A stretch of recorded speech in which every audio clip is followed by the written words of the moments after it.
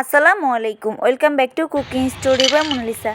আজকে আপনাদের সাথে চালের গুঁড়া দিয়ে ভীষণ মজাদার মুচমুচে একটা নাস্তার রেসিপি শেয়ার করব। আপনারা সকাল বিকালের নাস্তায় এই রেসিপিটা ট্রাই করতে পারেন। আশা করি আপনাদের রেসিপিটি অনেক বেশি ভালো লাগবে। রেসিপিটি কেমন লেগেছে কমেন্ট করে জানাতে ভুলবেন না। চলুন আর বেশি কথা না বাড়িয়ে মূল রেসিপিতে যাওয়া যাক। প্রথমে আমি এখানে নাস্তার জন্য 2.5 কাপ ভেজা চালের গুঁড়া নিচ্ছি। এখানে যেহেতু আমি ভেজা চালের গুঁড়া নিয়েছি, তাই আমি চালের গুঁড়াটাতে একটু ড্রাই রোস্ট করে নিচ্ছি। অবশ্যই চুলার আঁচটা একদম লো ফ্লেমে রেখেই 2-3 মিনিট এভাবে নিচে ড্রাই রোস্ট করে নিয়েছি। আপনারা যদি শুকনো চালের গুঁড়া ইউজ করেন তবে এই প্রসেসটা করার প্রয়োজন নেই।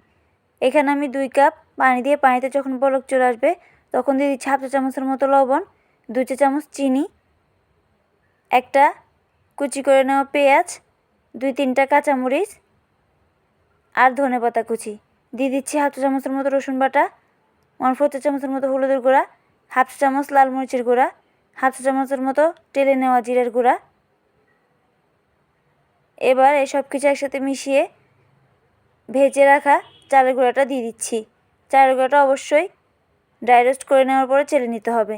এবার এখানে আমি পিঠাটা যাতে খুব বেশি শক্ত না হয়ে যায় তার জন্য আমি 1/4 কাপ আটা দিয়ে দিচ্ছি। এবার 5 মিনিটের মতো ঢাকনা দিয়ে ঢেকে রেখে দিয়েছিলাম। 5 মিনিট পর অনবরত নেড়ে চেড়ে ডোটা রেডি করে নিচ্ছি। ডোটা আমি এভাবে ঢাকনা দিয়ে ঢেকে চুলাটা অফ করে 2-3 মিনিটের মতো রেখে দিয়েছিলাম। 2-3 মিনিট পর ডোটা যখন হাত সহ্য করতে পারবে এরকম গরম থাকা অবস্থায় ডোটা মেখে নিচ্ছি। এবার ডোটা মেখে নেওয়া হয়ে গেলে এই পর্যায়ে আমি 1 চা চামচের মতো রান্নার তেল দিয়ে আবারও খুব ভালো করে মেখে নিচ্ছি। আমি এরকম মোটা পুরুতের করে রুটি বেলে নিয়েছি। নাস্তাগুলো কাটার জন্য এখানে আমি কুকি কাটার ইউজ করছি, তবে আপনারা চাইলে এমনিতে চাকুর সাহায্যে কিংবা যে কোনো কিছু সাহায্যে কেটে নিতে পারেন। দেখার সৌন্দর্যের জন্য আমি কুকি কাটারটা ইউজ করছি, আপনারা চাইলে চাকু দিয়েও কেটে নিতে পারেন। সেমভাবে আমি সবগুলো কেটে নিচ্ছি। এভাবে আমি নাস্তাগুলো বানিয়ে নিয়েছি। এবার আমি নাস্তাগুলো ভেজে নিব। নাস্তাগুলো ভেজে নেওয়ার জন্য চুলায় তেল দিয়ে তেলটা গরম করে নিয়েছি। তেলটা আমি খুব বেশি গরম করিনি, মিডিয়াম গরম তেলে এক এক করে নাস্তাগুলো দিয়ে দিচ্ছি। চুলার আঁচ মিডিয়াম টু লো ফ্লেমে রেখে এভাবে উল্টে পাল্টে নাস্তাগুলো ক্রিস্পি করে ভেজে নিব। আপনারা আপনাদের পছন্দ অনুযায়ী কালার করে ভেজে নিতে পারেন।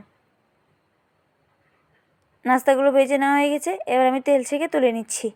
ব্যাস, খুব সহজেই তৈরি হয়ে গেল চালের গুঁড়া দিয়ে ভীষণ মজাদার মুচমুচে একটা নাস্তার রেসিপি। আপনারা শব্দ শুনে নিশ্চয়ই বুঝতে পারছেন নাস্তাগুলো কতটা ক্রিস্পি হয়েছে। সেম রেসিপি ফলো করে আপনারা একবার এই নাস্তাটা ট্রাই করে দেখতে পারেন, ইনশাল্লাহ আপনাদের ভালো লাগবে।